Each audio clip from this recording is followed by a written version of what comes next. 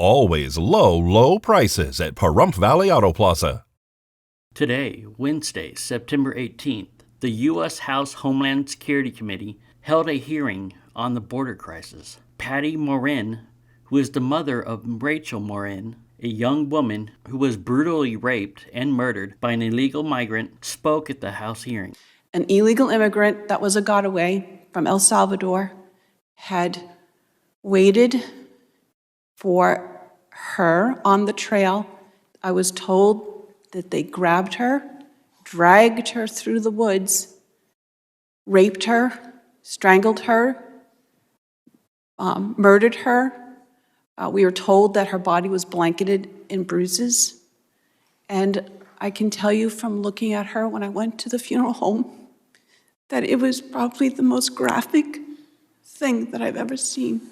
If they had done the border protocols that were in place but was set aside of just a simple DNA swab, they would have known that he had a Interpol warrant for murder in his home country, and that's why he was fleeing to the United States. They say that the borders are safe. We live 1,800 miles away from the southern border. They're not safe. House Chairman Mr. Green spent his time focusing on the failed policies of the Biden and Harris administration. We have to put a stop to this. And to hear today from you that the person who did this to your daughter walked across our southern border, a policy that had been in place to do DNA testing, would have identified him as a murderer fleeing his own country, a policy that was done away with by this administration, led to the death of your daughter. And it'll be real hard to convince me otherwise. Mr. Heike, thank you for your valuable testimony. I want to thank you for your years of service to the country. You've kept our nation safe through 5 administrations. You've got firsthand experience. And what you said today in your 5 minutes, to me, is devastating to the policy decisions that this administration has made.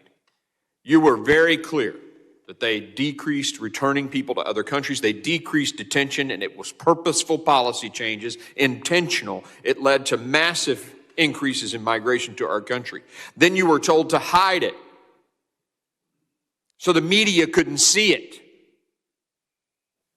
How many times have we sat here and held hearings over the lawlessness of this administration and its refusal to obey the laws and secure our borders? We've passed legislation only to be ignored by Democrats. We've held cabinet officials accountable, again, ignored by Democrats. It was brought up today by one of my colleagues about this impeachment. I'm sorry. If you have a cabinet secretary who just gets to do whatever they want and not follow the laws of Congress, why do we have a Congress in the first place? But I guess Congress don't feel offended, right? Because the president was told by the Supreme Court he can't pay off student loans. He said, I don't care, I'm going to do it anyway. I guess we don't need a Supreme Court either. We should just have a king. It doesn't have to be like this. It cannot continue to be like this. And I'm going to fight as long as I have the strength to ensure that we return to some form of law and order and sanity on this issue.